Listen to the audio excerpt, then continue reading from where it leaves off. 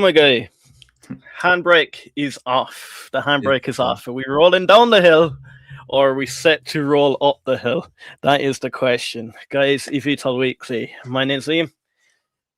Here with my co-hustle brother, Dylan. Actually, Hello. guys, jump across 2X and follow Dylan as Dylan11. Great guy. Dylan, how are we getting on? Doing well. As always, excited to talk some eVTOLs, and I don't know about everybody else, but for me, just a mental favorite time of the week to kind of unwind. And it's nice, like before the market gets going again, kind of trying to figure out how the week ended last week, and then just if there's anything kind of on the horizon for the week to look forward to. So, as usually, excited and ready to get into it. I'm looking. I ran a poll there. Will we be green or red by the end of the week? What are we? 50%? 54% red. No. Green, red, end of the week. It's really hard to say. Me and Dylan were actually talking pretty stream about the whole Joby dilution. We will get into that now and the whole market conditions at the moment. But what I first want to do, I want to jump straight across and see what we're doing for the week. Beta Technologies finished 2150, 6.52% down. Archer 3.23% down at 719. Joby 1057. Friday another 5.12%. Vertical Aerospace 471. 4.27% down. Horizon Aircraft, have I got them there? Yeah, 186, 9.71% down. We will talk about Horizon Aircraft as well. I've done a deep dive on them. And are they a buy? Are they a sell? Look, I probably should throw a little bit into Horizon Aircraft, but we'll talk about it, guys. The big news for this week, Dylan. Joby Aviation, $1 billion in... That's right. Convertible notes and Class A stock. Now, I don't have a breakdown of the percentages yet. I think they're coming out tomorrow with that. How do you feel about it? You know, I think one thing I'll take as good is being able to cover this industry for almost 2 years now. I feel like the dilution word just is not as scary as maybe it once was to me in this industry. And again, I think finding when companies are pulling the trigger on the dilution, and just like you said, Liam, talking about the convertible notes and maybe having some extra kind of levers to pull when it does come to the dilution, whether it's going to be directly common stock shares versus the convertible notes, like you were saying as well. And I think for myself, it's really been about how are we going to ramp up the manufacturing in the eVTOL space. And I think we're kind of learning cash is king.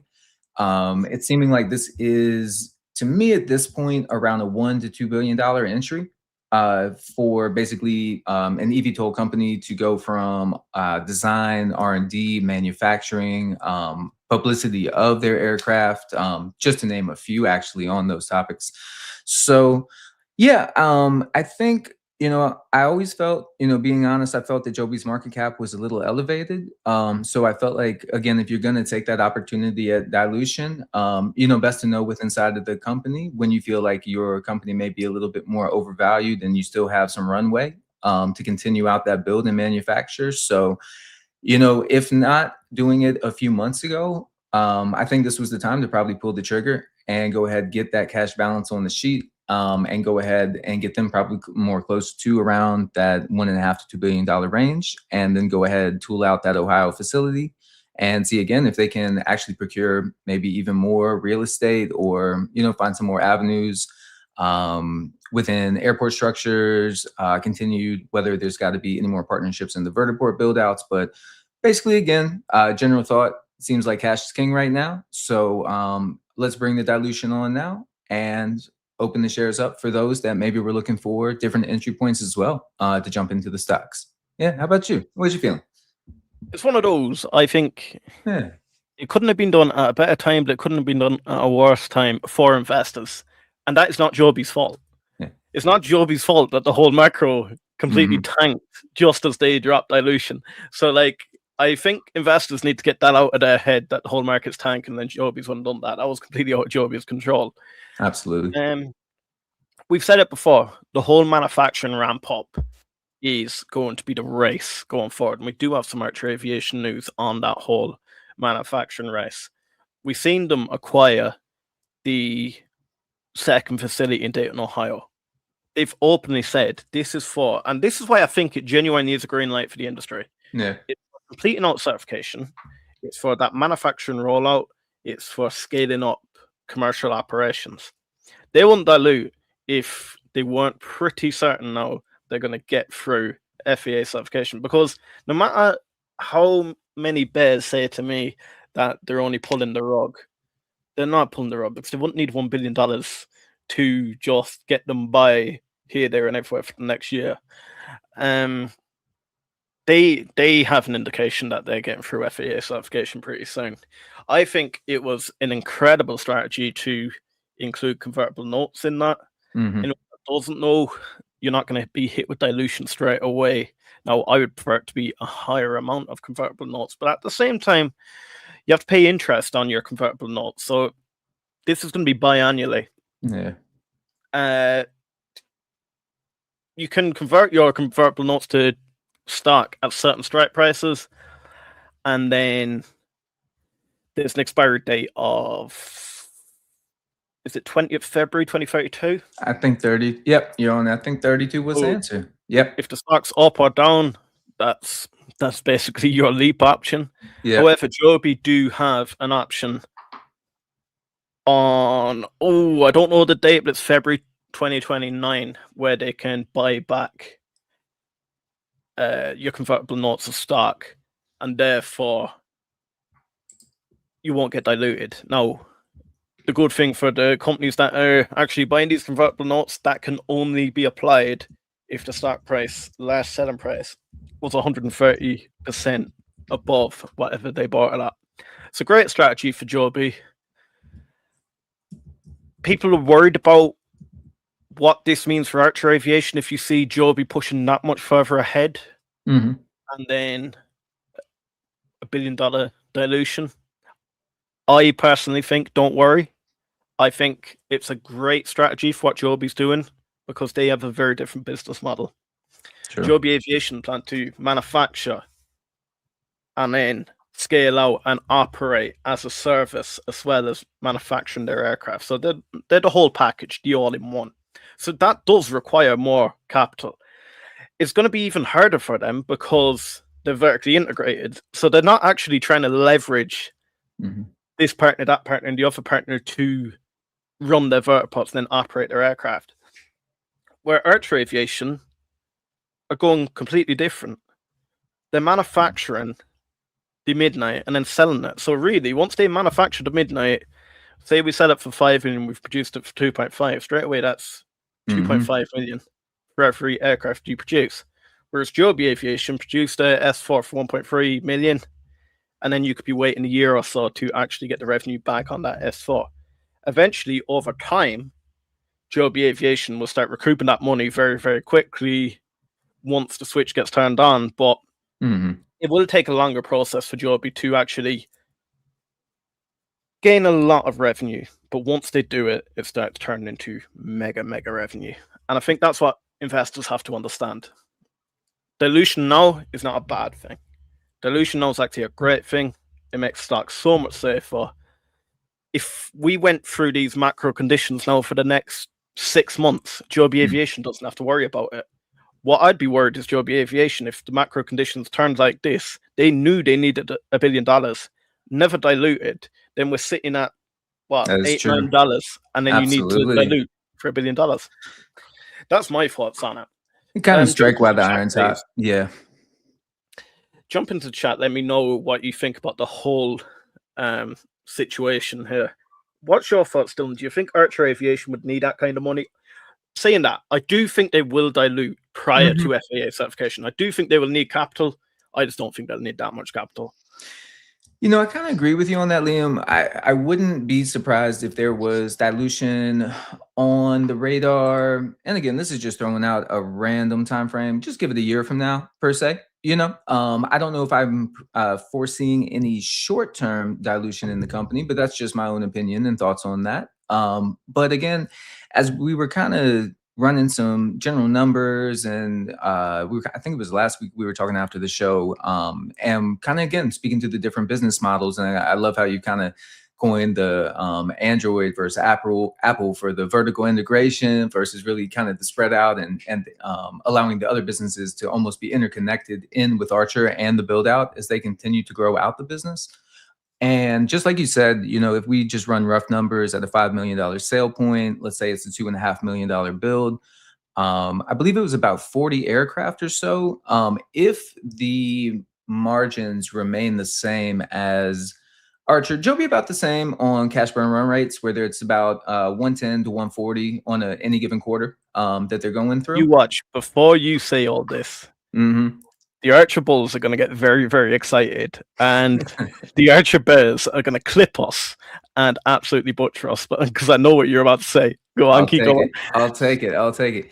We could reach revenue by the sale of aircraft. And, when we start to run the numbers, as you go through $140 million a quarter, that's a lot of money as we continue to see the cash burn. But then again, when does the cash burn start to turn into manifesting into the physical aircraft, manifesting into the physical sale of the aircraft? And again, the OEM and the operations and all that to come and follow, whether again, it's through the actual company that is building the aircraft or those subsidiaries that the aircraft are being sold to. But I do kind of find it interesting when we do run the numbers, and if you are selling an aircraft at about a $5 million clip, when you build out and sell about 40 aircraft, you are clearing quarterly financial numbers and actually getting to a place where you're able to put yourself both into securing revenue, but maybe also able to turn your company cash positive and have that be on the balance sheet. So, that's something really exciting as well. Because again, it was kind of interesting to me. And, as we're looking into the numbers, and it kind of surprised me where kind of the sale of the 40 to 50 aircraft, and again, me how little you needed to sell to start going cash flow positive. a little bit, and again, I'm not saying this will be happening tomorrow. I don't expect 40 midnights to roll off the assembly line tomorrow. But again, if we look at 27, 28, and looking at general, if you follow Joby's plan, Joby's plan on, what is it, 48? You're on it. Yeah. For 2027. Yeah. If Archer Aviation were 48 in 2028, there we go. That's cash flow positive. Yep. You're on it, Jinx, man. Yeah. Yep. On it. So yeah, I think again, I wouldn't be surprised if at some point Archer did a little bit of dilution, and it will be interesting to see too, as continued catalysts, because with Joby last year, we had a lot of catalysts hit. We had the piloted flight in Dubai, continued partnerships with vertiport build out structures, and the continued momentum with EIPP, federal administrations and regulations following in as well. So it'll be interesting on the Archer side, and also inversely or conversely to the macro, where the Q1 VTOL flight test campaign is able to go and be taken underway. If you have additional institutional investment that comes in for that, continuing to find where kind of the new floors, I guess you would call it, with inside the stock prices may come. And, you had a few times last year where Archer popped off news and, creeped into the 12, 13s and 14s, although there was no immediate dilution there. But if Archer was able to maintain at that $12 to $14 range and, kind of hold that based again, not on rumors, based on VTOL catalysts and such, and then also gearing up towards the Q3 entry of services into UAE, I could definitely see them taking advantage of what the stock price is at that time. And again, I think for everybody and everybody that's at these companies and running the companies, finding the best opportunities to again kind of strike while that iron in the market's hot. And like you said, Liam, really no way to fully have that crystal ball and tell what was going to happen Friday with the change in the Fed chair, but it was, I think, as you say, a bloody Friday, a bloody day in the market. So, kind of taking all those factors into consideration, but, we'll see how the Fed chair kind of settles in and how the market takes that. And then let's see if these beta names can, kind of start taking off again. And then again, keeping with the fundamental catalysts that are on the calendar for 26 as well. Thank you so much for that, Dylan. Guys, we do have some news around Archer Aviation and a Coca-Cola factory. Great find by Louis Archer on X. Guys, if you haven't, make sure to follow him. Do you know what? He's been catching some of the big institutes buying Archer Aviation pretty recently. So big shout out to him. But before we get into that, guys, I want to jump straight across to the comments. Dick Jackson, what's up, Liam? Big shout out, my guy. I made a surprise appearance on the stream last night, Dylan. Yeah. I was there, I was watching USC, and Matan had a stream, and I heard a bit of smoke going off about the hustle problems. And I thought, you know what, I better join and cool it down a little bit. Stay authentic. Christian, big shout out, my guy. Still a good boy. Hey. Wild Saddle, selective top picks. Stock status, design, let's settle this. New news, 2026 opportunity. Joby dilution 1.2 billion. Bag of holding, big man. Hey. What's up, my guy? Hey, bag. I am Vector. When do you think we'll see a piloted eVTOL from Archer Aviation? I actually put that up next earlier. I think we're getting it this quarter. I'm pretty certain we're getting it this quarter. I wear my heart on my sleeve. I want to believe that the timeline won't be pushed back. It's happening this quarter. I believe it's happening this quarter, and I believe we're in for a monstrous rally once it happens. Because when you think about it, guys, I was actually speaking to Dylan about this. Do you know what? It's great. This week I've been speaking to Dylan more than I've ever spoken to Dylan. We're just belling each other all the time now. But if you think about it, people that are bearish on Archer Aviation, the reason they're bearish, half the time, you either get people that were invested in Archer Aviation and it stung them. But you could be invested in any stock and it will sting you. Yeah. Others are just jumping on the bandwagon.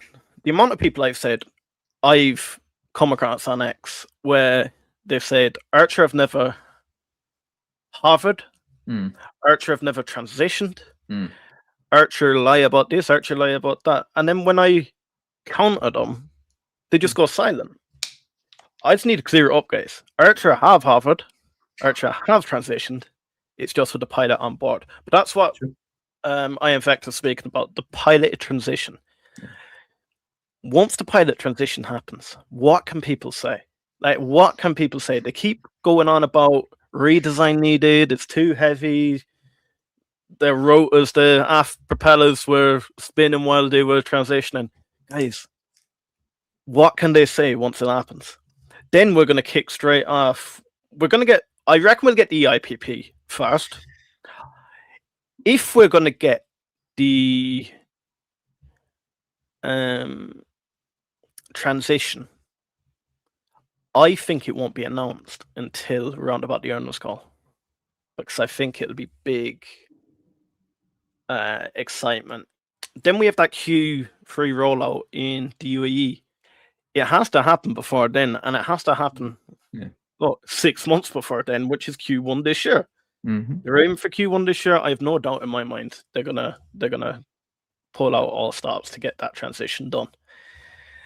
Flight tracker wise, we haven't seen 704AX up in the sky, have we?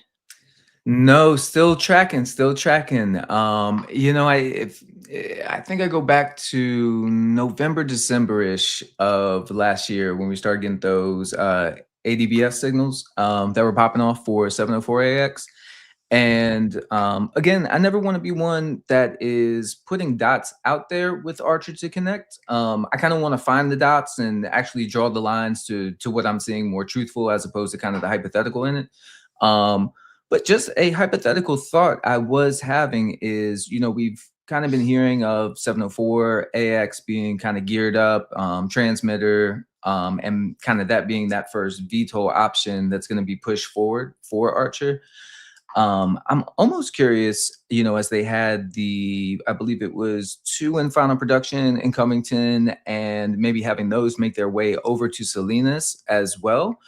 I'm almost curious kind of after, if it is 704AX and if that's to be the first VTOL, I'm almost curious how soon we would see a second VTOL aircraft come off the assembly line after that. And then maybe even possibly get flight tracker info from more than one aircraft actually coming out of Archer Aviation. Still curious also what they'll do with 703AX, whether that will continue to be a conventional takeoff and landing. I know that they said they did finish that flight campaign last year, but it'll be interesting to see if that's something that they kind of still keep, I kind of just saying, in their hangar as a way to kind of roll out, continue test operations when and where needed, or if that would be retrofitted out to the four-blade rear propellers, and if that would actually be able to be a secondary VTOL aircraft as well. So again, that's just hypothetical thoughts. Don't anybody put anything in that in stone. But yeah, I'm very much in line with you, Liam. I would be looking forward to Q1 VTOL. And yeah, I think outside of the VTOL, continuing to look at the business moves that have been leading up to. It just seems like there's really, whether it's Joby, Archer, Vertical, Beta. We're going to hear about Andrew soon, I think. I mean, but see, even that, like, a few days can go by and I'm just like, oh yeah, the programmer record from Andrew. I think we're going to hear about that. And imagine that happens, and then the transition flight, and then we start rolling into the UAE. You telling me this stock ain't going to double very, very quickly from where it is today? Like, I'm not telling anyone what's happening. Look, if I was a prophet, I would be all in on Archer Aviation, but something, I just feel it in my bones that this next 9 months we're in for a very exciting ride for Archer Aviation. I want to address this. They haven't transitioned with the newest craft. Okay, do you know, I've actually thought about this, yeah? So you guys are into American football over there. I know no teams apart from LA Rams. So, say LA Rams won the Super Bowl in 2026, yeah? Going into 2027, they have a new team, an upgraded team, we'll say, such as 704AX, an upgraded craft. Does that mean they've no longer won the Super Bowl? They've no longer transitioned? I wouldn't worry too much about the new craft not of transitioning yet. Genuinely, hopefully they'll have learned from their mistakes. We can't guarantee anything until we see it happen. But look, it doesn't worry me. I think the new craft will transition. I think it's going to happen with a pilot on board.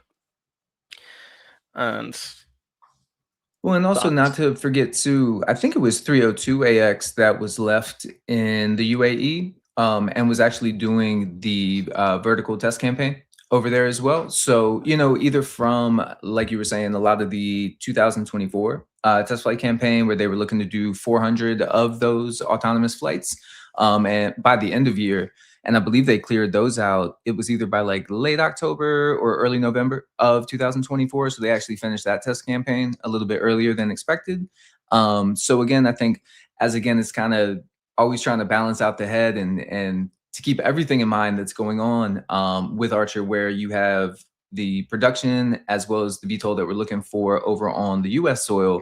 But then again, with the UAE, not to forget, there's still certain flight test campaigns that have been ran over there. And then I would suspect also as we gear up maybe in that Q2, starting to see maybe some deployment of those aircraft over to UAE, and then maybe gearing that up for that Q3. And again, keep in mind, what that, again, commercial rollout of launch may look like. I wouldn't necessarily expect there to be 20, 25 midnights in the air on the launch of Q3. And also just to keep in mind what the type of flights will be, and continuing to look at the market survey flights as those come out, and then first going piloted, and then looking to see when and where you could have a actual passenger commercial flight take place as well. So that'll be interesting through FAA as well as GCAA. because I do believe Archer had the Part 135 charter to allow for commercial airworthiness once the aircraft is deemed airworthy and gets through type certification and such. So yeah, just kind of building out all the different FAA building blocks that are going to be needed, and I think really just kind of knocking each one down as each one of these companies can, and then I guess kind of that forward thought kind of leaning into I was kind of looking at let's see, it was the rollout. Let me pull it up right here. This was speaking about it was about Duffy and Brian Bedford and talking about how they were unveiling the new agency structure to enhance the safety, embrace innovation, and increase transparency. So it's been really interesting to see also inside the FAA, where it looked like in 2024 you had some let me see, I put this down here, I believe it was the FAA Reauthorization Act of 2024, which I believe was supported by Congress. So you take that from 24, now we are looking at Flight Plan 2026. So again, I kind of have my star arrows going from Flight Plan 26, and then looking into Innovate 28. So kind of giving again that 2-year gap where Duffy as well as Bedford has really started to lay out. Again, I've been looking at that NAS modernization category, and a few that have really stuck out to me has been the where it says deploy electronic flight strips at 22 sites. I think is very interesting. And then also to deploy digital remote tower technology at the first key site.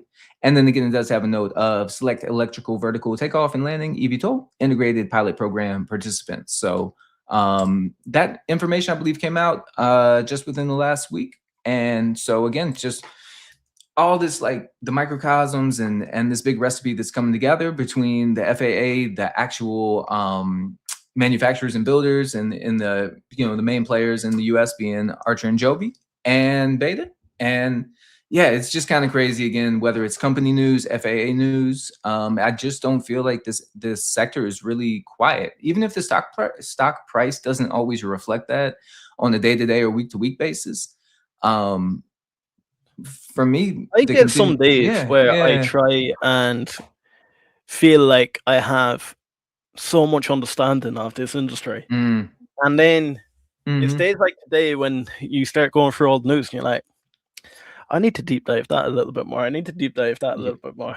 An interesting one is Bagger Holden says, why haven't Joby flown the type conforming?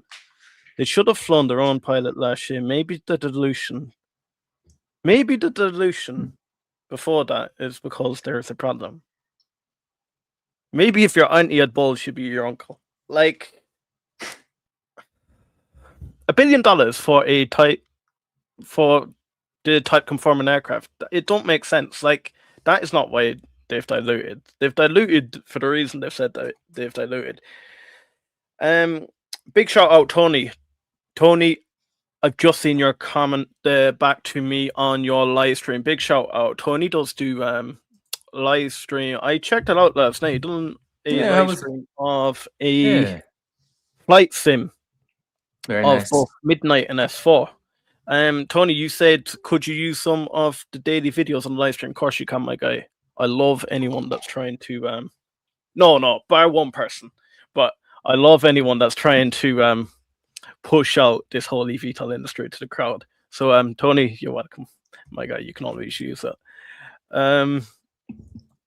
Dyke says, I heard Nicole mention she talked to someone she knew in the military that heard big upcoming news on Archer with drones. I can't confirm or deny, but yes, I have seen the messages and speak to Nicole about that one. But yes, very, very bullish. I'm with you, Liam, on Archer. Big shout out, Dyke. 100% they will bounce to $16 at least this year. Do you know what? I'm still pushing for my $20. I'm still pushing for my $20. Being able to get into Anduril and SpaceX when it releases is nice. I've actually thought about SpaceX. Was it me and you talking last week then about SpaceX? I believe so. What you thinking? What you thinking? I'm extremely bullish on SpaceX. I think they're great at what they do. I think Elon is a great, great CEO. But is SpaceX something I want to invest in, considering they're going to Mars and want to have a human presence?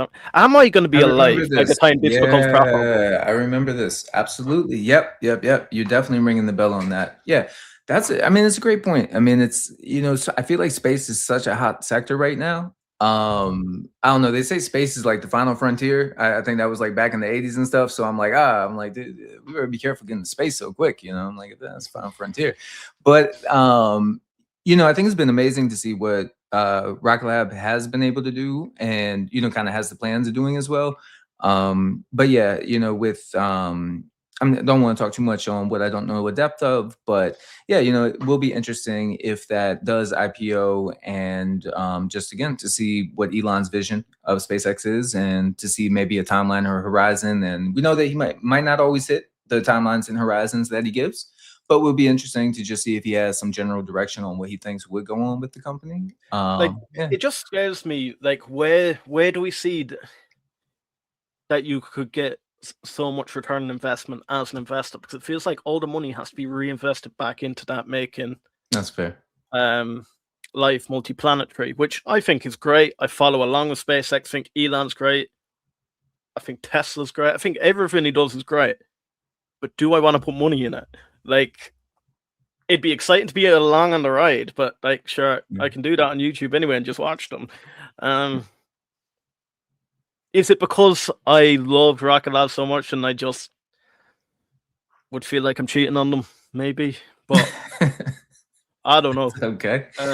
That's an okay feeling to have too. I think the Pepsi and Coke wars of the old days. It's like you got the Rocket Lab, SpaceX wars, the Joby Archer wars of the 21st century. And maybe eventually we'll segue into how Coca-Cola is becoming part of the Archer war, or war chest, you may say, entering 26 and that build out. So more to come. Guys, if anyone can see me rubbing my nose and my eyes, I have mad hay fever today for some reason. Yeah. Do you know it's the first day of spring in Ireland today? Is it really? It is the first y'all day lucky. of spring. Oh my god. Still cold enough outside and everything, but yeah. But for some reason, that's not why. But for some reason, I have mad hay fever at the moment. So I'm sorry if you keep seeing me scratching my eyes and my nose and everything. Lennart says, I'm curious when Elon will go talk with Archer to buy the company or have them working together. They'd be more likely to work together than buy the company out, I believe. I believe if Elon wanted to do it, he's not going to buy the tech. He's just going to go and create it himself. He has SpaceX. If you could send someone to Mars, this eVTOL game is going to be easy for him. Wasn't it very interesting that Archer was speaking to NASA again this week? Yeah, absolutely. And NASA's always kind of an interesting play, as again, it's like government agency. It's kind of an interesting mold that NASA plays with inside of the governance as well. And again, I think the exploration of this UAM and progressing into what could be autonomous flight, and really the broad, I was talking with somebody had messaged me on X earlier today, and really the broad description even of what a drone is, comparative to maybe what you would think one would be 10 years ago and such. Yeah, I think it's just kind of crazy how this whole space has turned, and really the advancements, be it either piloted, autonomous, dealing with your commercial airliners like your Delta, Southwest, your Uniteds that we all know about, and then also the governing agencies like your NASA's Departments of Wars, and getting those programmer records. I don't know. It's kind of exciting to see how many different, it's not layers, but just in some ways different avenues that these companies are tapping into. Again, whether it's the LA Olympics, or also broadening that out to that LA SEC, where you're covering really all main sporting events for that LA area. But yeah, it just kind of seems every week that you turn, is Archer in UAE talking more partnerships? Is it something in Serbia that's getting signed at Davos, or like you said, conversations with NASA? Wouldn't you love to be a fly on Adam Goldstein's shoulder? Because he puts up a picture 1 minute he's at the EOBB building, next minute he's in Davos, next minute he's speaking to Isaac. It's like, do you know what? Something good is happening. I truly believe it. Something good is happening. Guys, do smash that like button. We have, 75 of you here between both X and YouTube. Do smash that like button. Also, if you want to see that clock you watch, there's always a prick. There's always a prick. The unsubscriber. Yeah. If you want to make that 4390 move, and it'll move live, guys. If you want to make it move. Just please don't be mean. Don't be unsubscribing. Nice. Yeah, you'll see it like ticking back and up. But Tony, oh hey, thank you for the mention and permission. Thank you. No, guys, make sure to jump across to Tony's channel. If you want to see the Midnight and the S4 in action, I know it's only the simulator, but if you want to see it in action, and he narrates it as he's going along, it is pretty good. Anthony, my guy, big shout out. I saw someone said F-Jet is the next rocket lab. You guys ever heard of F-Jet? Is the next rocket lab? Not particularly. No. I'll Google it real quick just to get Starfighter space. Yeah, I'll just get a quick look at it. Get some info.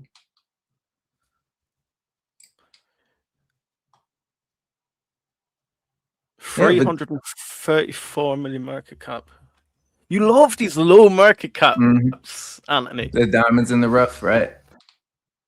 The diamonds in the rough, but the only problem is, Anthony, and I'm saying this as a friend, my guy, to find a micro market cap that will say 100x is very, very, very, very rare. To find two micro market caps that are gonna is extremely rare, and then to find like 3 or 4 or 5, like the likes of this, I haven't dove into it, but that type of stuff worries me. The next rocket lab, when did they IPO? In December. I don't think that thing's going anywhere. I can look into it, my guy, but I'd just be very careful in that. I genuinely, the risk is I will go with Archer and Joby. I did promise you guys last night I will open a position in Horizon Aircraft, so I will do that Monday. But anyone that's listening to me on eVTOL Weekly, that is a lottery position, and I said that to the guys last night. I believe they can do well. I want them to do well. I think Brandon's a great guy. But for me, and where I am in my life, I don't need to risk something insane. I think eVTOL's risky enough, and I'm about to 10x leverage it if I just go into Horizon Aircraft. So to me, I am happy with the growth I'm projecting with Archer and Joby. Look, if I get left behind with Horizon Aircraft, I get left behind. I'm not saying I won't be on the journey the whole way. If I've seen them start to progress in to the likes of Archer and Joby level, yes, of course, I will jump in. And look, I'll meet you there, guys, on the way up. I said it to the guys last night. I kept saying it's coming down to 180. And remember, I'd done it before when it was up near $5, it's coming down. But I said, don't follow me. If you're a long-term Horizon Aircraft investor, do not follow me, because I am right until I'm wrong. And if you're a long-term investor and you're selling out when I'm selling out, you're going to get left behind when it does fire up. I'm open to being left behind with Horizon Aircraft. Yes, it would hurt. We'd all love a 10, 20x. But to me, it's not something I'm holding long-term. yes, I will open that lottery position. I won't touch it then. Then you guys can. And you know what? I was getting some people last night telling me that Yeah. I won't show my trades on it. Okay, I'll put 10k into it. I'll show you on X. I'll put it there, and anyone that asks me anytime they want to see it, I'll put it up. And then I don't want to hear about it again. I don't want to hear people saying, "Are you buying? Are you selling?" or whatever. Once I buy the 10,000, that is going to be it. If we 20x, I am laughing, but there's a big but. There you What's go. your thoughts? You know, I think with Horizon, it's always been something to me where, again, I want to sleep. Basically, I want a portfolio that my head's going to sleep well on my pillow at night. And just again, for my time horizon and risk that I'm willing to put into more high beta plays, it's unfortunately right now, if I'm being honest, I would just rather buy Archer shares. I mean, that's me. And that's just based on where Archer is at in their production and basically their timeline and their trajectory. And when you were saying, Liam, kind of, being sad and kind of missing out on either the first wave or, if I'm not in the play and Horizon ends up being one of the top eVTOL manufacturers or whatever they do kind of deem themselves, producers, manufacturers, sellers. Sometimes for me, I'm kind of locked into this thought where it's okay to miss the first 10% run and then grab the information and I can still get in after that if everything's okay. So, there's been some other sectors where, again, you kind of think that this or that's going to happen, but, are you sleeping well, kind of going to bed hoping this is going to happen, waking up, to this not happening or such. And again, predicated around general aviation authority regulations. There's just, there's just a lot for me that I think, I do think their cash position going up is a very positive sign for the company. But I mean, I guess it's just being honest, as we saw Joby, both the dilution and convertible notes going for $1 billion. Again, I'm seeing this as a $1 to $2 billion entry into operations and services and basically manufacturing and sale of aircraft. So for right now, I'm gonna kind of leave it behind and let the rest of the portfolio kind of cook up as the catalysts come. But I enjoy Brandon. I definitely hope the best for his company and some of the people that were really in the eVTOL community. 18, it feels like 16 to 18 months ago. Some of the early ones, they were very into Horizon, and for all those invested in it, I hope they do well. So I think my general sentiment is I hope they succeed because definitely people that have grown closer to me in the community definitely have an investment in shares in there. And I don't know, just kind of like a random thought. It's a little bit off track, but whether it's 5,000, I'll speak in dollars, whether it's 5,000, 10,000, 100,000, or whatever it is somebody has in a particular ticker, it's probably very valuable money to them.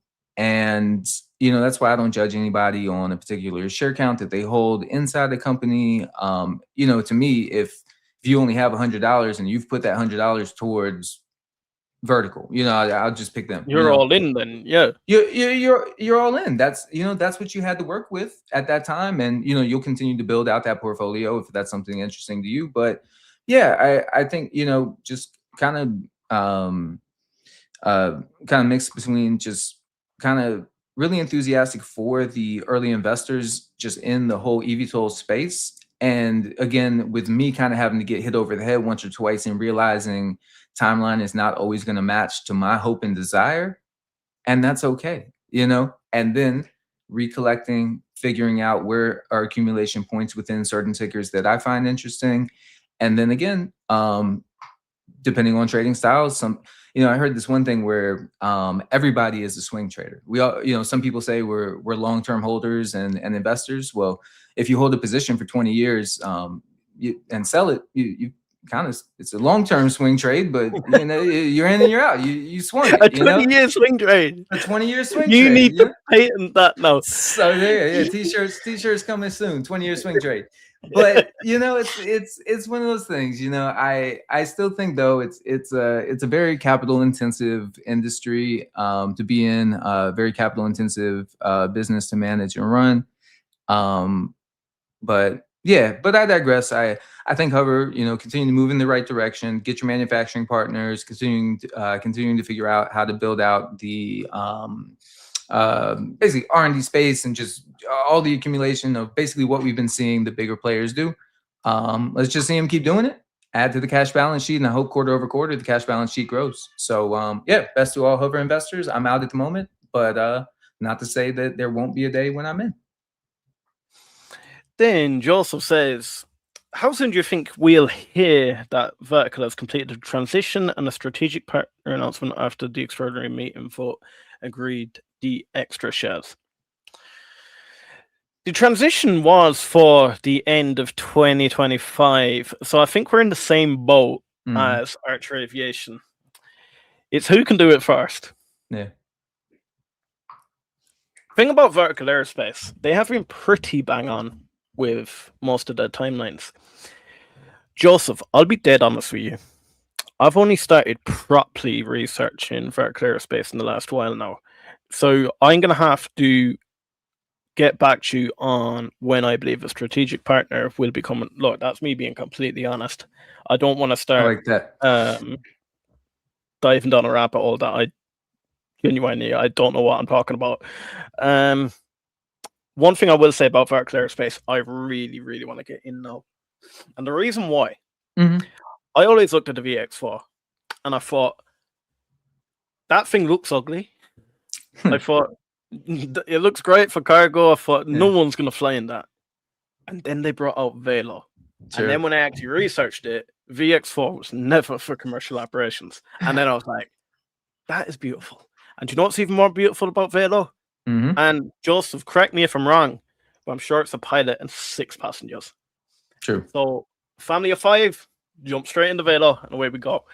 And do you know what? Because they're UK, us, Irish lot, and UK lot, we have big families.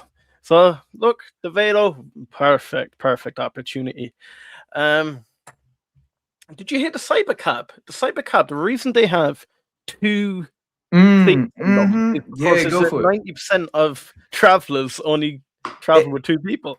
Yeah, it was really interesting listening to that earnings call, and sometimes just letting Elon be Elon, and kind of talk about projections or statistical facts that he may have. But yeah, it even kind of just hit me in the head. I'm like, what do I do most of my driving? It's to work, back to work, solo driving, or maybe it's I got my little one in the car, so 2 more. So I wouldn't say that that's too far off base on what Elon was saying. But again, designing, whether it be the road vehicle or aircraft, to have the flexibility, I think is a combination of both the flexibility, like you say, for the larger families, and then also being economical in your design and build and for who you're building for. But I do like that additional space for that extra person on the aircraft.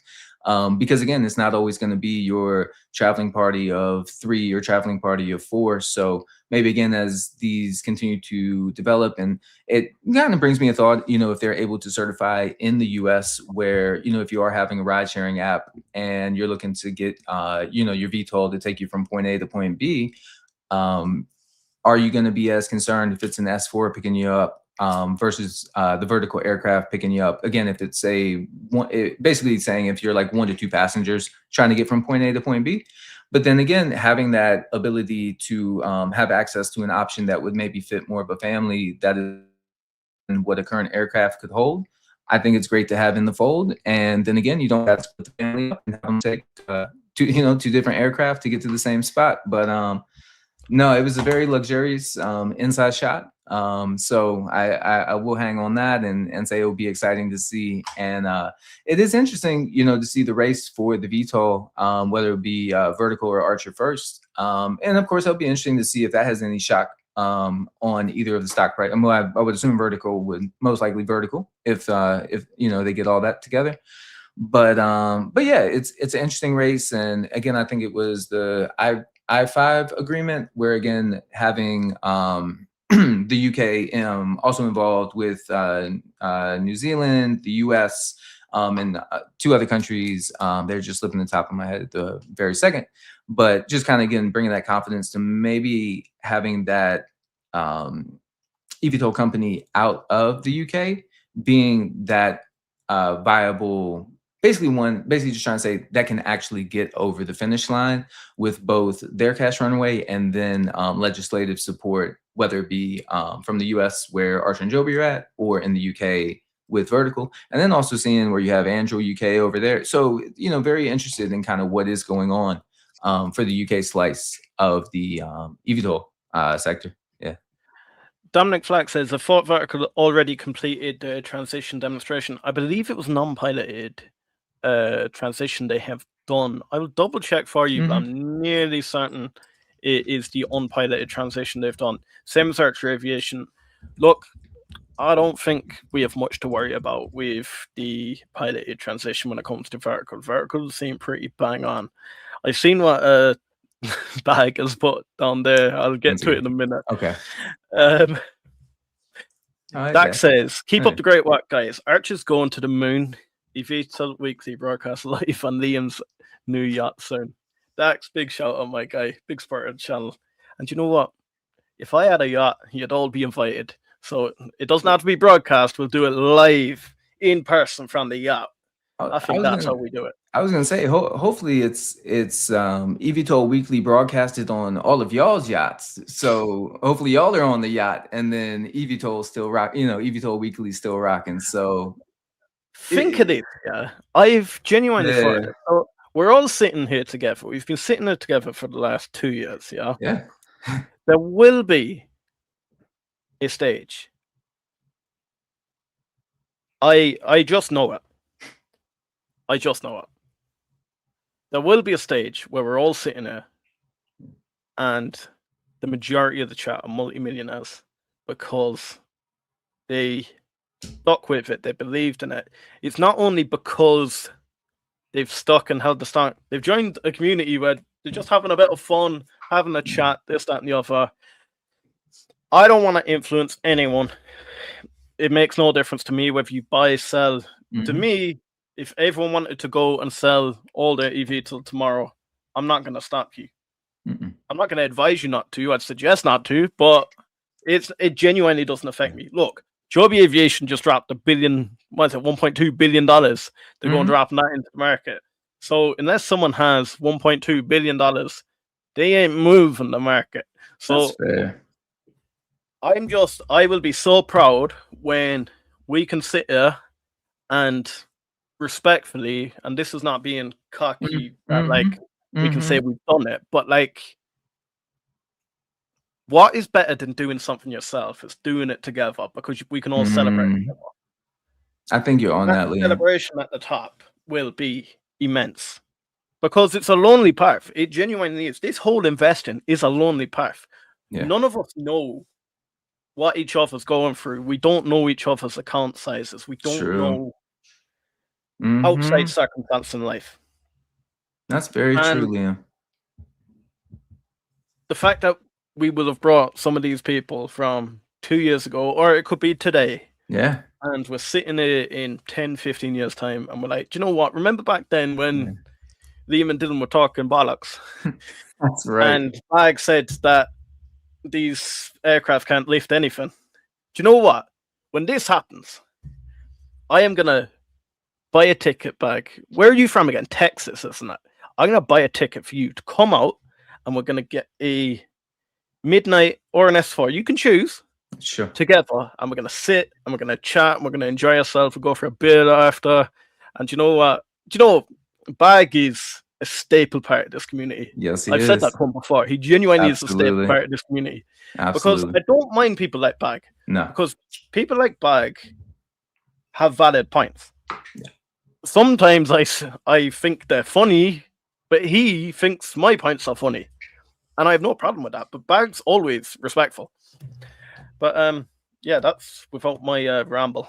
Yeah, when we're manufacturing 650 aircraft a year, with respect, I'll be as strong as I can, but Bag, I'll do my best to vertically lift you in the air, and we'll congratulate this together. You know what I mean? So yeah, definitely. But no, I double down on that. Bag's been here since the very beginning. I think he's properly poked holes at areas in the industry that, we needed to double and triple check and make sure that those check boxes were eventually checked off. And hopefully, we can continue to see the company's progress. And just again, uh, Bag to me is a great devil's advocate in this community, because again, I don't want this to just be like sunshine and rainbows, and this is just going to be like some easy path to us being millionaires overnight. I don't. That's not what I see. I see this as an investment journey that we're all in together. And like you said, Liam, whether you started that journey 2 years ago or today, to me, I consider you part of the community. And it's not about a start date or a share accumulation amount. It's again, you're in it. You, whether it's one share or 100,000 shares, something in I you know believe. people in this community that have nothing in the eVTOL market, but they come along for the right. One of the guys won't mind me shouting him out. Chris. Chris doesn't invest in eVTOL. He sticks to his drones, but he comes along for the journey. I consider him part of the eVTOL family. We have some people that look, they have just started their investing career and they're in the eVTOL family. We genuinely have people that have millions and millions of dollars in it, and they're part of the family. But everyone's voice matters. I don't care who you are. Your voice does matter. Lennart, come on, guys. This doesn't make us millionaires. How do you mean? Don't dream that big. You need 10,000 stock of Archer and be in it to 100 apiece. No way you will already sold it by 50.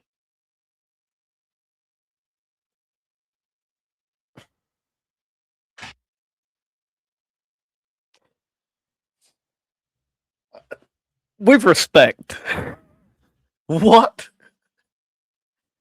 Don't dream that big. You need 10,000 shares of Archer. And this is without disrespect.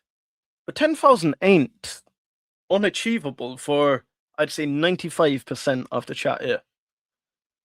10,000 worth of stock. So what's that at the moment? 71,000 or so? At 100 apiece, no way you'll have sold it at $50. We can't just put a blanket statement on people like that. This is not how the stock market works.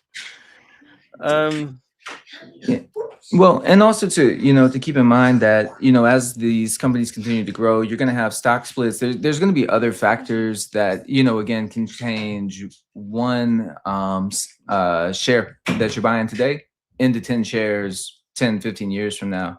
But again, whether somebody has a particular exit plan at 50, okay, that's your exit plan. That'd be what it be. But again, there's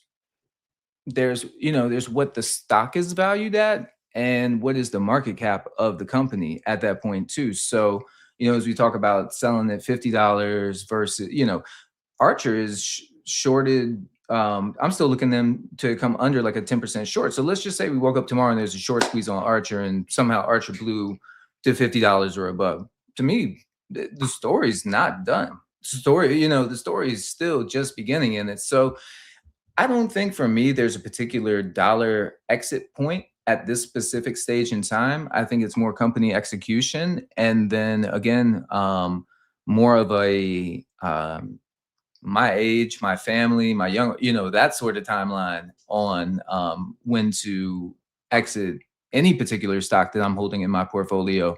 So yeah, to each their own.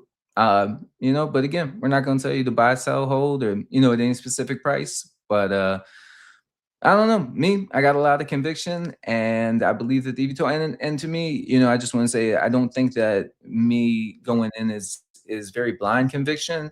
you know, it's been 2 years of a lot of DD research on these companies and seeing the failures, but also seeing these companies being able to work through the failures and allowing them to get to success. And I think again, some of the most successful people and or companies that you may find are going to be the ones that can weather these quote unquote, if we're going to call them failures within that time frame, and just having not push them down. I mean, you can even look at Joby, who's been banging against the FAA walls for 10 plus years now. You know, Joe Ben could have said, I'm out. You know, I give up. You know, this was a good dream. I wanted it to work, but you know, it just doesn't seem like it's in the FAA cards. But he didn't give up. You know, he's still pushing through. So Adam with the Boeing and the Whisk lawsuit, you know, kind of, you know, as he says, is his entry moment to the aerospace world and having the big dogs like Boeing and them come after him. If he was ready to fold then, there wouldn't be Archer Aviation of what we know it as today.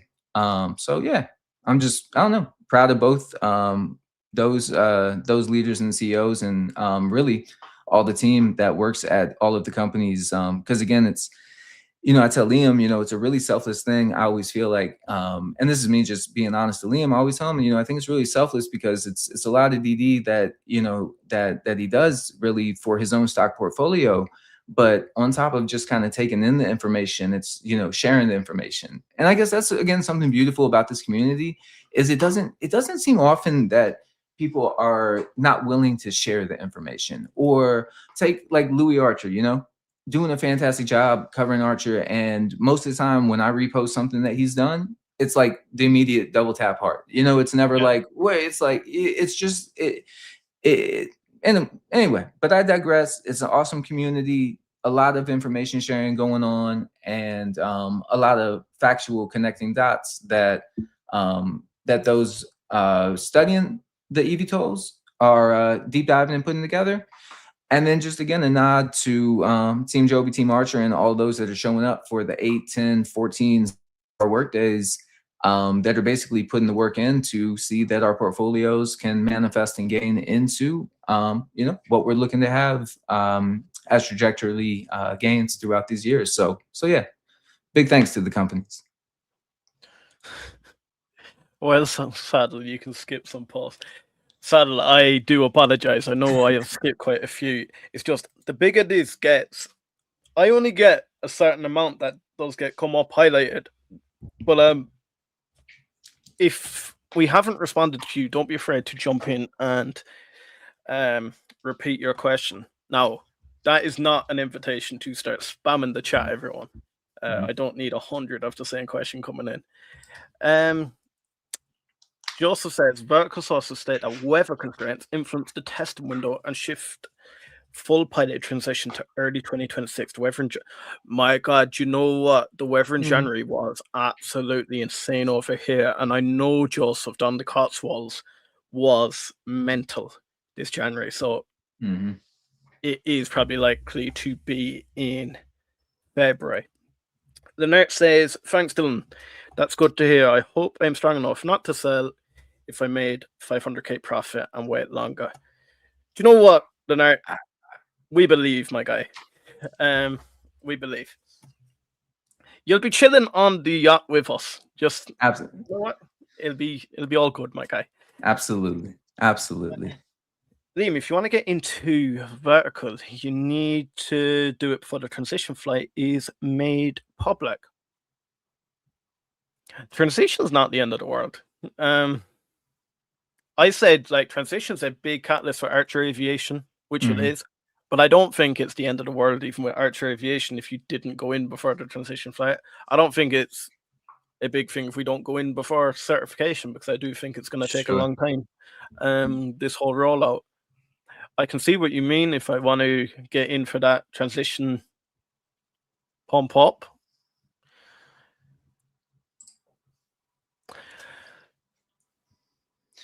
I'm so tempted to just load up a position tomorrow and again forget about it. Me and Dylan have been speaking about, I have a trading portfolio, guys. I'm not going to say how much is in it. And I said to Dylan, I need to just turn this portfolio into a second long-term portfolio. And me and Dylan were like speaking about different ways of doing it, and I was gonna load up pretty heavy on Archer at one stage, and then yeah, I'm starting to think a little bit in Horizon, a little bit into, not a little bit, I actually want a decent amount of vertical airspace, and it's nice to have cash on the side though, isn't it? That is the thing, and I think we might. I don't remember if it was pre-show, post-show, or we were speaking about kind of different, investment strategies coming into the coming into 26. I think we spoke about it a little bit on maybe one of the first shows of the year, but even broke some of my own rules. I said I was just going to be, I was going to be heavy in cash and load up the brokerage and wait for that right time. But again, there were certain buy points on Joby. I think I spoke pretty openly. I think it was even last week I said it was more in the 10 to 12s where I would be more openly a buyer into Joby, be more of an attractive re-entry point into that ticker. And, with vertical as well, I was just looking at the chart really quick. And not to say that this is everything on it, but sometimes I look too at some general 3-month, 1-year highs. I don't want to take it back to like 2 and 3 years, but I do get curious where some people may have bought in at, just to see if those are going to turn into support or kind of start banging the head and turn that into resistance. So, if you got bad macro and then you get some vertical takeoff, and so I'll just vertical because I know a little bit less on the DD side of it. Where again, if you start getting that, so if we're just under 5 now, a pump up to 750 would be, I want to say sounds like a 35, 38% pump, just roughly napkin math off the top of my head. Do people end up selling off of an overnight 40% pump and then, settles back down for a week?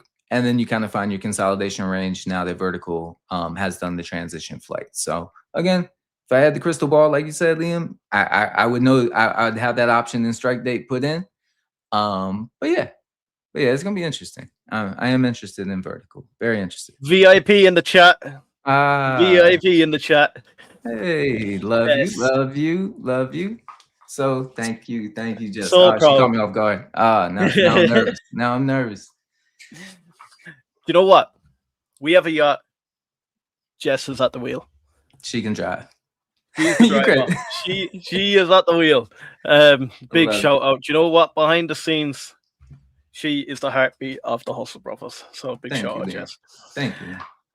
Anthony, you guys have very logical viewpoints. Appreciate sharing knowledge. Do you know what? You guys have great insight too. And anything we say here is not financial advice. I wouldn't take anything we say verbatim.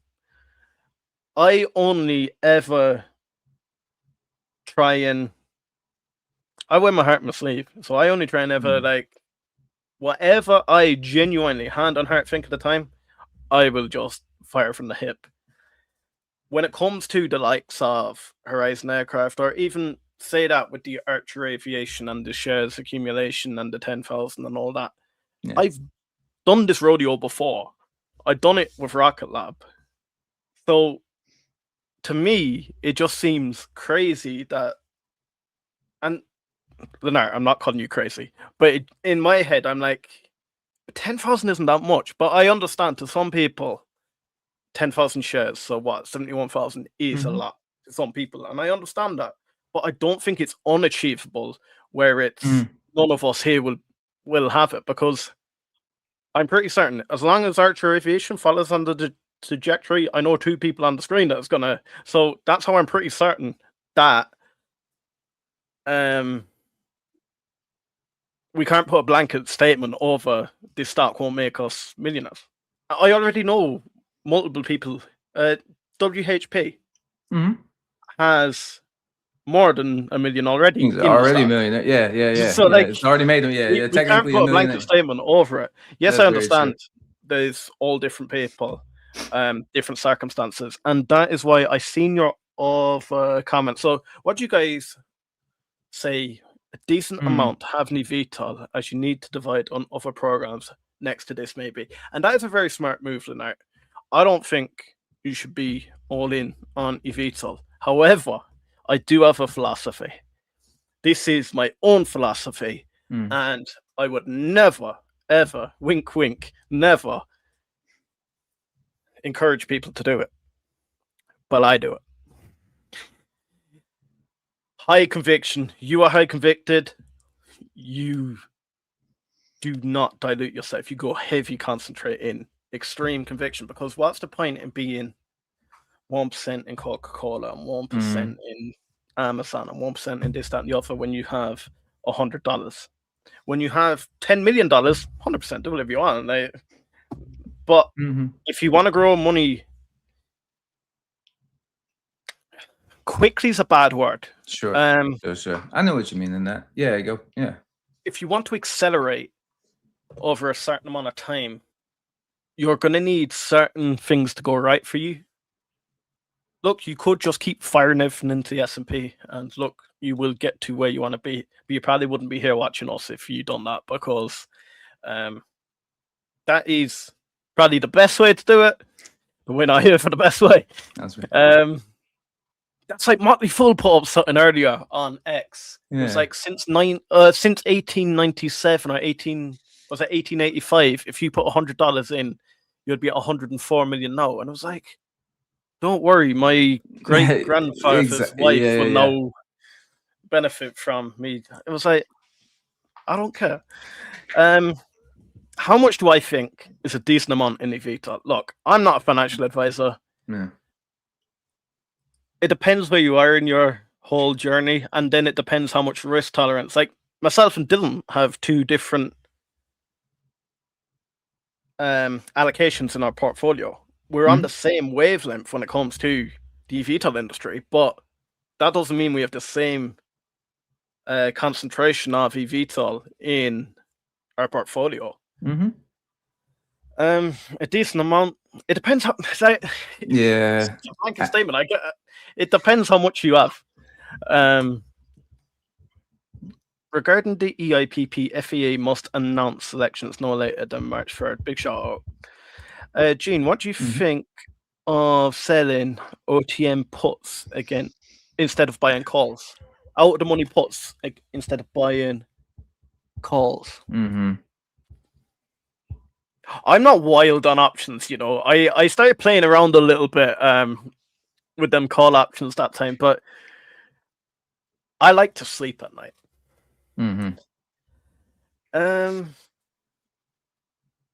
Out of the money puts. And so basically we're talking about getting the shares called away at a certain strike price on that. I'm not the right man to ask. Do you know who would be the right man to ask? Is Matt Money. I'll just bring Matt Money now and say, jump on, my guy. There you go.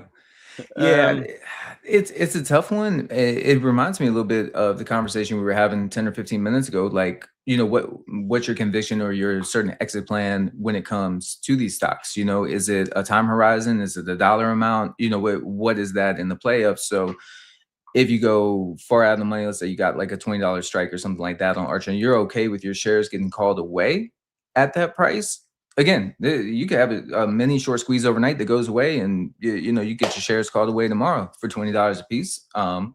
You got that in your brokerage. You can figure out whether you want to reinvest or, you know, buy the house, you know, long-term property, whatever you may do with it. But yeah, I think for me in that sense, I'm not ready to have the shares called away from me yet. So yeah, it's for me. I don't think it would be the time. You know, it would be interesting, you know, if and when it gets to the time when having some good premium on some higher dollared cover calls and such like that might be some interesting ways to play the stock and continue to bring some premium as the stock price does rise. And maybe, you know, once we get through the catalyst and looking at your 2035 kind of trajectory and stuff, you know, maybe again, revisiting the conversation on how we'll individually play, you know, kind of shares and strategies and such as we head into maybe an autonomous phase of flight, you know, 10 years from now or such like that. But yeah, risk tolerance and you know, just how much do you want to keep the shares and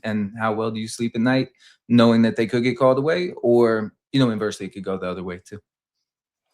Guys, there's so many new people in the chat there. Do you know what I want to do for you guys? Let's do a giveaway. Yeah. Let's do another giveaway. Nice. Bang that subscribe button. You have to be subscribed to be in for a chance to win one of 5 memberships. So bang that subscribe button and also bang the like button, because YouTube needs to see that you're active and you're not just passively watching in the chat. So you do that, I will drop 5 memberships. Jump into the chat, actually. Let me know who wants a membership. It's completely random, but Sure. It's actually quite interesting to say. Sure. Did we speak about JP Morgan? Not yet on the live. No, I don't think we've done it yet. Yeah, man. You want to broach it? Give a little bit on it? Okay. Okay, guys. So this is a bit of a wild one, yeah? Yeah. And I'm not accusing anyone of anything, but allegedly JP Morgan did a big short on Joby Aviation last week. Mm-hmm. Joby Aviation then diluted, so JP Morgan profited, and now JP Morgan now buying shares of Joby Aviation. Is that market manipulation or is that market manipulation? It's it's an interesting thing, like you said, with when you had said, do we have the $1.2 billion to kind of move the market on Joby? I do not, but if we done something like that, we might. But exactly, it's very interesting again how, and I don't want to make this too corny or blanket statement, but just kind of how the rich can stay rich, and just knowing those strategies, within the market, kind of conduring out and being able to find that area too short, and then also, well, again, grabbing your capital on as your short play is working, and then inversely flipping that over to shares to rise back up. And even like you were talking to the convertible notes, and maybe having that in your back pocket is the possible 130% return on shares bought. It's a very interesting strategy is not the word, but it's very interesting as the market can move with these big players who can kind of come in and come out with the long or short positions as they do choose to. So yeah, JP Morgan. Did they short or did they say it's good for short? Bagger Holden, do you know what? You can help me here, my guy. Allegedly, they shorted it, and apparently it was quite a big position. I haven't actually deep dived it. So will you jump in and check, did they short it, how much they short?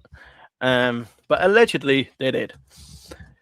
Husband says Joby rug pulled, many gave a hit of 8K. I did the same last year, Liam. Dropped to all in Archer. I know you're going to do so well, my guy. I'm still waiting for FAA certification. Not sure if it's a right decision or not. I don't think FAA certification is the be-all and end-all if you're in it medium term.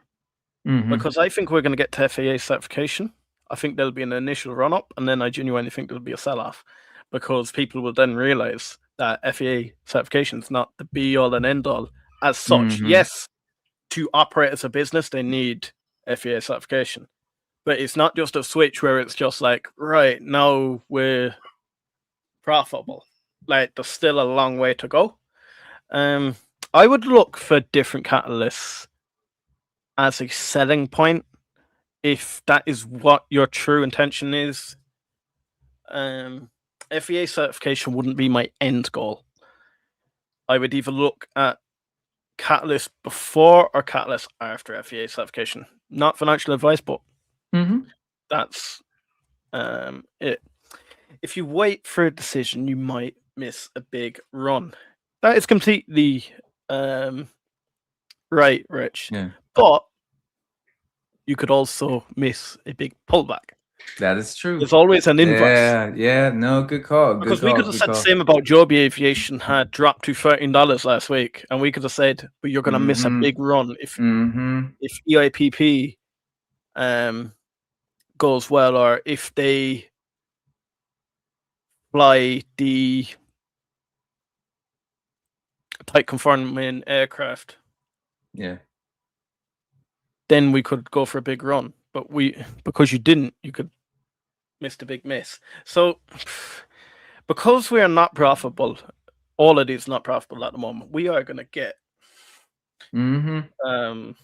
ups and downs. So I wouldn't panic too much.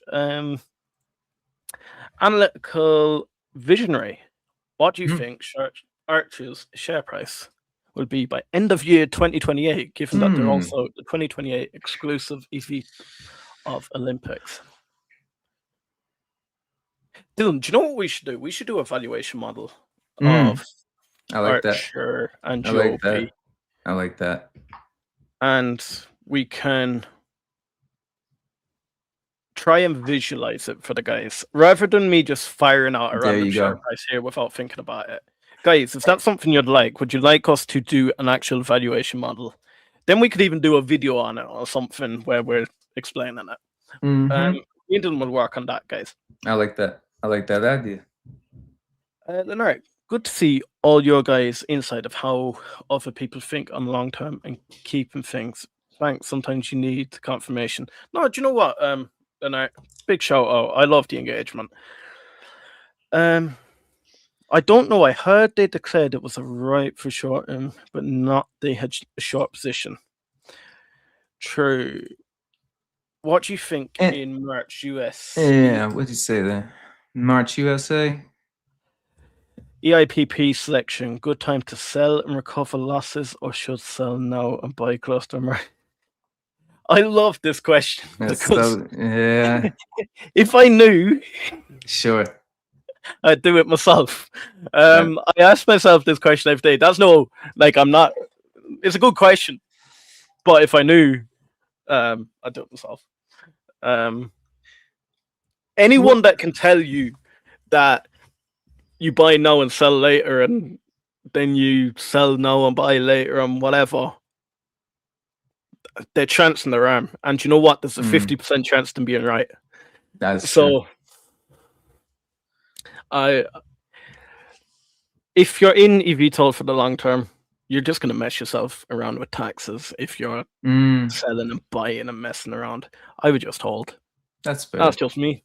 Yeah, no, but that's a fair point too. Because again, if you are up 30% on the position, again, whether the tax allotment is to the US, whether it's, the 15% for the long-term hold or the 30% for the quick flip, kind of keeping in mind. And then if you're also looking to re-enter, if you're having that tax allocation that you're putting to the side, again, when do those numbers basically net zero out for that individual to re-enter the stock without feeling that they've actually lost money for what now they've had to push to the side for the taxes on the gains. So yeah, I think for me it's a tough one on that thinking of getting in, getting out, getting in, getting out. I feel like I'd either freeze on the sideline and I would just kind of panic as I start seeing the trajectory run up and the stock price run up, or again inversely. And I think something that, again, I speak to community, but going back to studying these companies, I think with it being a emerging industry, something that, again, we're still looking for physical products to be able to be certified as well as sold from both Joby and Archer, being able to really study these companies on a day-to-day basis, looking to protect my investment. And then, coming on here to the eVTOL Weekly. And I think that's a great place for kind of you have the knowledge, the vents, the criticisms, the accolades. It's like this is what kind of I think eVTOL Weekly is all about, where come talk and let us know how you feel. Are you frustrated with something that's going on one of the eVTOL companies? Do you feel that there's more behind the scenes that we haven't even necessarily thought of? But going back and again listening, I put something out on that hangar video that was up on X for Archer, where again, even if in my own gut, in my heart, it's like I wanted them to VTOL after that quarterly earnings call that they had 2 or 3 quarters ago. If you go back and not even read between the lines, just actually read the lines, you heard that basically the landing gear, which again, as all these land, it's the landing gear. I want this thing to be like robust and solid, and make sure when we are vertically landing this aircraft that this is going to be a solid structure that's going to be able to take multiple vertical lands time after time after time. And being able to actually hear Tom talk about how even their landing brake was designed in for CTOL operations. So again, me who can watch Archer videos, read Archer articles, and stay in and all around the sector, a 10-second clip within the video literally was telling me that they had a CTOL flight regime coming. And I think, for me, I won't say that it was missed by all, but for me, that specific little clip was missed. But going back, and that's the thing that I've really enjoyed doing with these companies, going back in the 6 months, the 1 year, the 18 months, and just seeing, has what they said come true? Are those deals, the partnerships continuing to mature to the point of being able to become, again, revenue positive, generating, all that good stuff with cash and the money? And then again, looking back a year ago at what people said that these companies would not be able to achieve to what they have been able to achieve today. I mean, we literally have both of the companies having an ability to do a piloted flight with their own respective aircraft. And again, this time last year, that was not happening. So I think for me, I look at the guidance that's set today, but I also want to look back and see over that guidance over the last 18 months and see what has been able to actually manifest and really come to fruition. So it's exciting to hear what they have to say, but do kind of give it time to play out and know that this is not an overnight story. And just like Liam said with FAA certification, I think for me, when I first kind of entered the space and it was really more commercial ops, it was talking about the commercial air taxi network. And that was really kind of the main goal, what had seemed of the vertical takeoff and landing aircraft. And it just seemed like FAA certification was like the catalyst almost, because it'd been this brick wall that nobody had been able to break through on the eVTOL side. And then as you get into studying these companies more, you realize that it's kind of a which one comes first, chicken or the egg. It's, are you going to ramp and manufacture 100 aircraft to then take that type certification and then have something go wrong and you have 100 aircraft that you can't do anything with, versus doing the R&D, doing the test flights, running the CTOL campaigns, running the VTOL campaigns, presenting that data to the FAA, having the DERs, the DARs on the floor, and then being able to have that roll into certification. But then again, still need product. So, as again, we kind of continue to peel back this eVTOL layers. I mean, FAA certification is a huge thing. I mean, if that was to fail to come, I mean, that's a huge negative catalyst upon the industry. But again, even as I say that, to keep in mind, Joby has the L3 Harris and Archer has the Andrew partnership, and still, we do hear of billion-dollar program of records that, could come about. So, we've also learned through studying the eVTOLs that FAA certification is very important. I don't want to dismiss that, but it is maybe not the end all be all to when the story.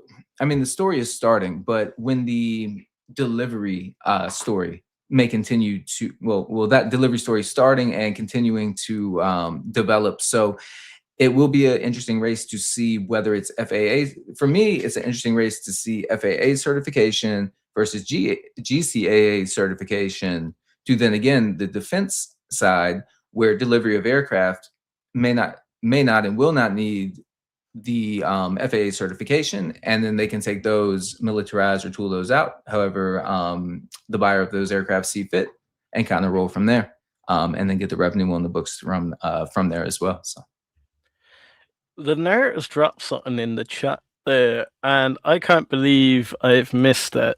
okay. But first, guys, anyone that's on X, I see there's 82 of you there at the moment. I've just dropped in the comments of the X stream the link to the YouTube. If you want to be in a chance for a giveaway, make sure you bang that subscribe button on YouTube. I'm about to change the stream to a subscriber only stream. Subscription completely free. I don't know how many times I have to tell people It's completely free. There's no, just hit the button, yeah, That's it. and that's all you have to do. All it does is shows us up on your homepage, Sure. and that's all I care about. There we go. Thank you, my guy. Nice. That's all that happens. We show up on your homepage. So if you enjoy watching us, or when I put out a video, it shows Yeah. up. Yeah. There's no point having all these people that watch us and yet they can't find us because we're just lost. And especially now that I'm doing this 365-day challenge, Mm-hmm. you're gonna miss my videos because I'm doing one every day. So Yeah, true. look, if you haven't seen it, you're gonna miss it. Yeah, let me put that on subscriber only mode now. Nice. So anyone that's not subscribed, we are going to lose you now. But Archer Aviation, Yeah. Coca-Cola. Did we not speak about that? Dude, I'm like again, it's amazing. Like coming on a We speak Sunday, about things prior to the stream, and I think, yeah, we've covered it now. you know, and no, I think for the live audience, more information still getting pulled back on Archer Aviation. Again, big shout out to Louis Archer on X. Was able to find some very interesting information, and that was from the Salinas. Let me not misquote. I just want to get the name. It was a Salinas. It was like a Salinas Airport council meeting that had taken place earlier in the week. Looked like it took place on January 22nd. So it was actually really interesting to listen to that. And so again, learning aviation, learning some aviation terms. You were hearing TTF, through the fence agreements. So basically, what you have, and feel free to check Louis X. I may have reposted it, but again, just to give him credit that he was the one that put that out there. You're going to see a visual of where a Coca-Cola vending plant basically was right next to, on the property, adjacent property to Salinas Airport. And basically what you've looked at now is it was vacant or up for lease in August of 25. And now you have Archer coming in, who is looking and has, I believe, signed, it will be 50,000 square feet lease. And Salinas likes this because in about 3 months, that will allow the airport to actually earn passive income. That's what I was getting off the commission call as well. And so basically what they'd be looking to do is creating an Archer Gate where they're gonna, and it was also interesting to hear in there where I've wanted to know a lot more about what's going on in the Covington, Georgia factory. So it seems like there's continuing to have parts built or shipped over to Covington, which are now being routed to Salinas for an actual full build of an aircraft. So basically what they're looking to do is secure this property, but also do this TTF, where you're going to be able to basically run a road where you're going to be able to tug the aircraft over to the, so basically you're going to assemble the aircraft at would be the old Coca-Cola factory on that Salinas property. You would have that assembled, and you would be, it would not be, at the moment in the speaks, it would not be like just in a simple way to put it, like vertically assembled to take off, but it would be assembled to the point where they would be able to tug that on over to, I think it's hangar NNA, that Archer already subleases out for Salinas, and then basically would either complete out the build or be able to get to power on and basically figure out how to get this aircraft into the air. But I think what we're seeing is, whether it's, and to give Liam credit on this, he kind of put this thought in my head, but whether it's Joby first or Archer first, and when you kind of see these companies kind of tail off each other, where you have Archer, who initially was talking about sale of aircraft, and then we start hearing, a month or so ago that Joby might be interested in sale of aircraft as well. And then you look at different, basically, and then saying that,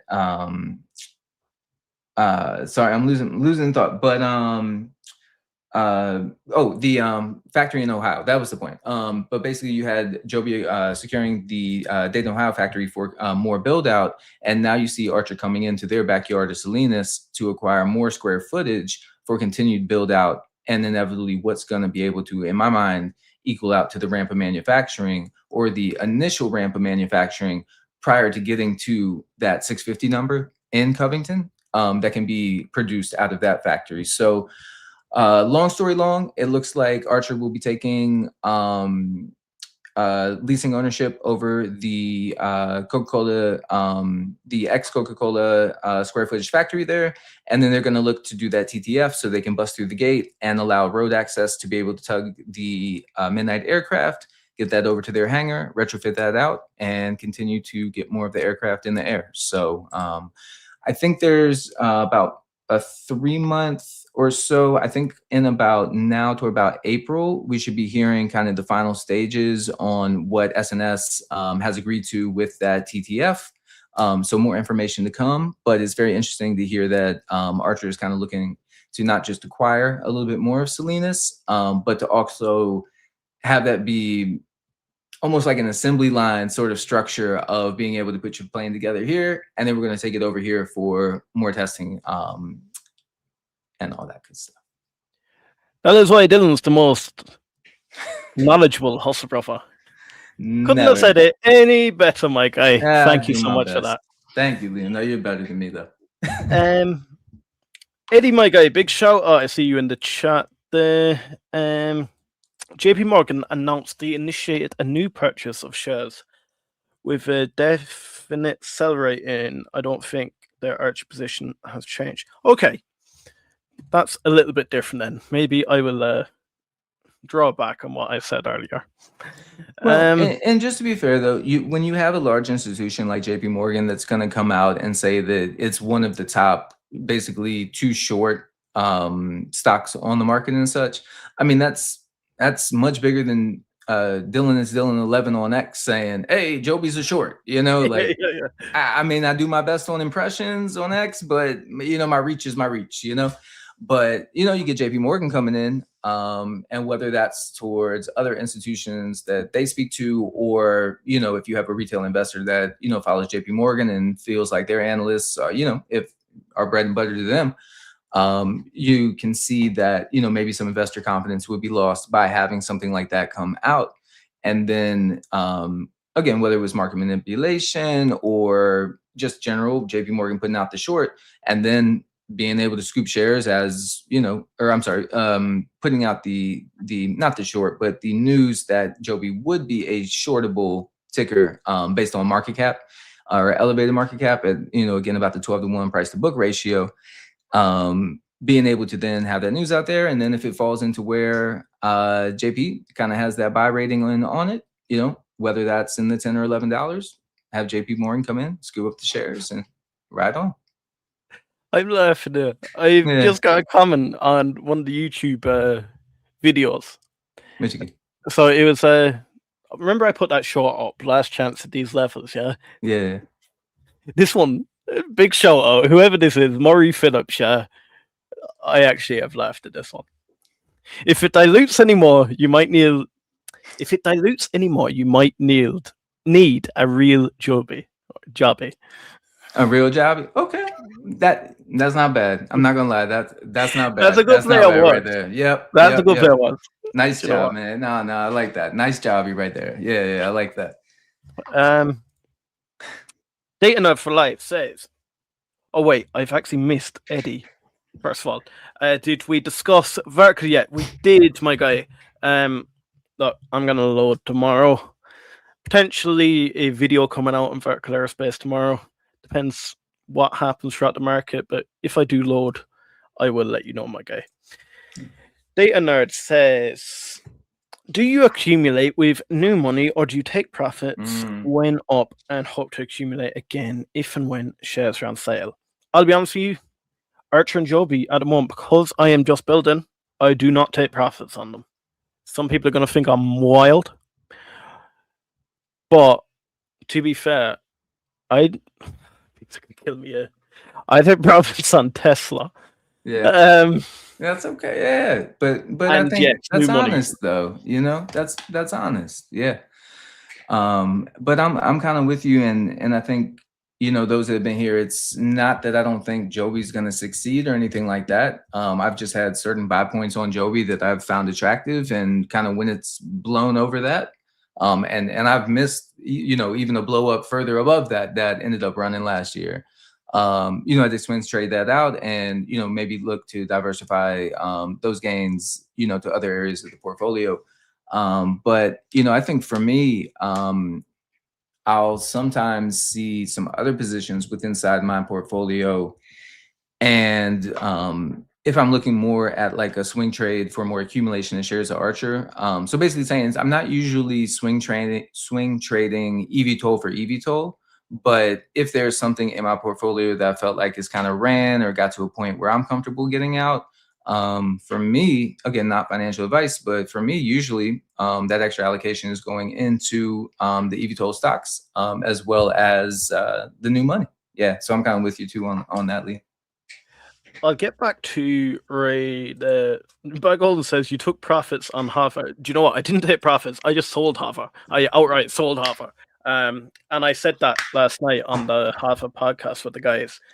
So yeah, if you want to include that, yeah, I did. I sold Hoffer. Indeed, I'm into eVTOLs as I'm heavily invested more than simply believe. Wherever it's about comprehensively understanding and appreciating my investment. However, Horizon is tackling all weather flight. Mhm.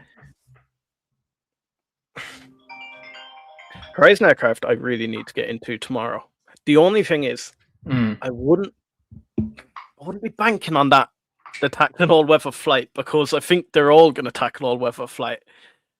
They're only going for FIKI certification earlier than the rest of them because they have to go for FIKI Nailed it. certification early. Because Hmm. if they don't, they can't do a test program. So yes, Horizon aircraft, I've done the deep dive on it. I'm not going to repeat everything I said. I think they are great, but that wouldn't be my only reason. But I doubt it is your only reason. Anyone that's new to Horizon, I don't want them to just see the tax and all weather flight and think the rest of them aren't.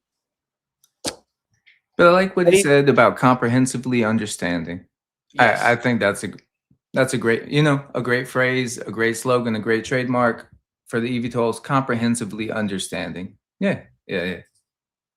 Big shout out eVTOL Buzz, guys. You haven't Uh, followed him on yeah. X. Do you know what? Hmm. Tags up in absolutely everything. Big shout out, my guy. Yeah, absolutely. I know I keep repeating this, but there are great times. But these are great times for eVTOLs. Big things to come. I think we will all look back. I look back now and think, why didn't I just accumulate more rack of that? Hmm. Many people look back and say, why didn't they accumulate Nvidia, Palantir? So I mean, you can go back a year ago and be like, why didn't I accumulate more Google? You know? yeah, Yeah, just in the last year, Google was a 80 to 120% runner, depending do you know on. what? Yeah, you actually said about Google as well before this big run. You were proper banging on about I Google as well. tried, I tried. I mean, but like you say, I had this thought maybe 30, 45 minutes ago or so, but we were talking about kind of overhangs and stuff. And with, I won't go too into it, but with Google, it was the DOJ overhang, so that had a lot of people kind of unsure what was going to happen. Was search going to get split apart from the business, which was already, a big ad revenue generating piece of the business. But what I look at Google, and I'm not going to say Archer's Google, and I'm not going to say Archer's Palantir, but what I like is the different business units and the different business models that come out. I feel like whether it's, and sometimes they can be like almost like a shock and an awe at the time, and to digest and to understand. And maybe they don't all come with the fireworks, but you go back to hearing when Archer Defense Business Unit was created, like that's a huge thing. I mean, they created a legit whole business unit catered to the defense side of what their business was going to look to expand out to. You go to the Hawthorne acquisition. I mean, even go back and watch, I think it was maybe about 2 months ago or so, they had done a video on Hawthorne. And to me, I mean, it was a cinematic, it was a very beautiful video on some of the past history at Hawthorne and just kind of, again, what some of the visions for Archer out there as well. So, yeah, I mean, just seeing these companies have these different business segments. And, so you look at, again, with Google, where that was, you're not just buying Google, you're buying Waymo, YouTube. There's so much you kind of under the cover of that one ticker name. So again, early stages for the companies like Archer and Joby, but again, to the comment that the gentleman made a few comments ago, comprehensively understanding what these companies are and what the business trajectories of each of these businesses are, and kind of the unit economics that can follow in with that. So yeah, on that. Right. I know I've promised the guys a membership giveaway, so I'm just going to drop that now, guys. Again, bang that subscribe button if you want to be in a chance to win, but I am dropping it now.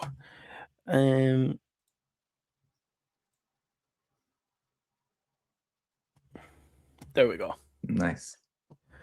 So we have Dyke Jackson got one. Hey, nice, Dyke.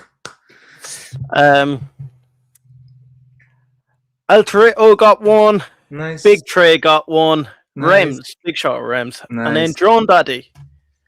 Guys, Nice. thank you so much for your support of the Hustle Brothers. We do appreciate you. Some of them guys that are in the membership now, what I'm going to start doing, I'm going to start dropping my videos maybe 4 or 5 hours early, just so any of them that are on it do get a little bit of a benefit. But yeah. Ray says, yeah, I still might have to put some of my eggs into another basket, vertical aerospace. Are you sticking well away from Joby and Archer? Well, be I curious, find the Horizon investors, some of you guys, like, you're very risky. And I wonder too, if it's something of a sentiment like maybe Archer and Joby, not in the sense have ran too much in the stock price, but are they feeling that they're too mature where they are at in their R&D comparative to a Hover? A vertical, not, I wouldn't compare as much to Hover in the sense of that, but yeah, just kind of seeing, curious if it is kind of that conviction on getting to where those stages of basically getting to the stages where Joby and Archer are at today and being able to realize the gains off that versus getting into Archer and Joby and having those predictable catalysts on that timeline and on the map. But yeah, I mean, again, whether it's the look of it, personal design, where the aircraft's built out of, I know we'll all have different reasons on, kind of why we pick our kind of number one horse in this race. But yeah, it is interesting to sometimes see the divide as it comes in, where it kind of first started, where it was Archer and Joby, kind of, that divide was there.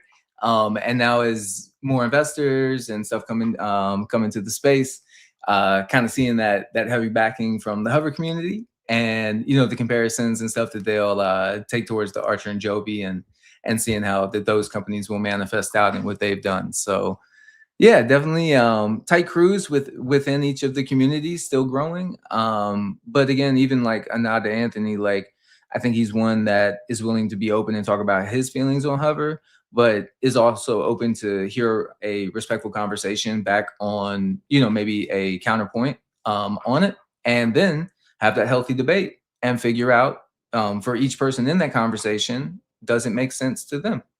And then from there, invest as you may. No, you've banged the nail on the head there, Dylan. And do you know what? One thing I want to say, Dylan, we've had an absolutely fantastic week. I don't think I could have asked for a better week, not only on the market, but just outside of the week. We've been talking more, everything. Dylan, I just want to leave you with, you never know who's watching one of these streams. But guys, my name is Liam. I'm one of the Hustle Brothers here. Here with my good friend Dylan, the OG Hustle Brother. He has proven he is the more knowledgeable Hustle Brother. Never. But, do you know what? Me and Dylan are going to speak very closely this week. Yeah. We might get a evaluation model done for maybe Archer, maybe Joby. I don't know. Let us know in the comments after if you want. And do you know what, guys? Let us know in the comments after what you think's happening throughout the week. Let's have a conversation. Yeah. Let's start using the comments of eVTOL Weekly as our weekly news board. If you want to get in contact with me, if you want to suggest a video, use eVTOL Weekly comments after the stream to share your thoughts. We'll always reply back. And you know what? I'll see you tomorrow for... Look, I'm going to call... I'm saying this now. I'm calling this day 31. Tomorrow's day 32. I love right, it. guys. Until tomorrow. Have a